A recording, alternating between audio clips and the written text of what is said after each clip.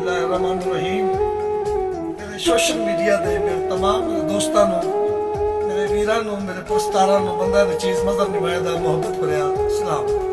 दोस्तों, इस वक्त मौजूद है मैं मरी पिछले बंदर भी आ रहे हैं मरी, तो मैं क्यों ना पहाड़ी इलाके च आया तो 2 मिनट की हाज़री हो जाए सारे दोस्तों दुख सुख की गल शेयर हो जाए।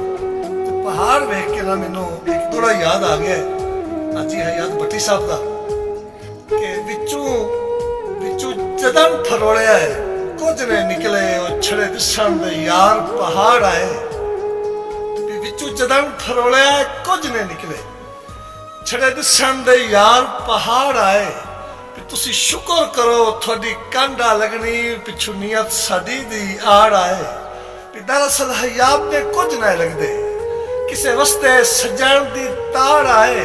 वो सानू सट गते चलो मिट गया ने जरा अंदर च रोकना साड़ आए।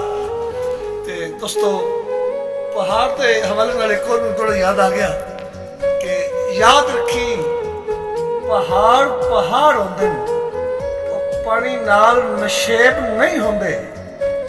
याद रखी ये पहाड़ पहाड़ होंदे पानी नाल नशेब नहीं होंदे।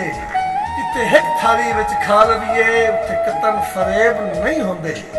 ये दुख दर्द जंजीर तां हो सकदे कदी ये पाजेब नहीं होंदे। पर छोड़ लड़ाइयां रस वजिए जिद्दा नाल वसेब नहीं होंदे।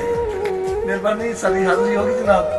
इस वास्ते दुआ याद रखा जे अगर साडी गल्लां अच्छी लगन तो मेरे यूट्यूब चैनल का नाम मजहब निमाणा जनाब ने मोहब्बत फरमाना कि सबसक्राइब ही करना और घंटी का बटन दबाना।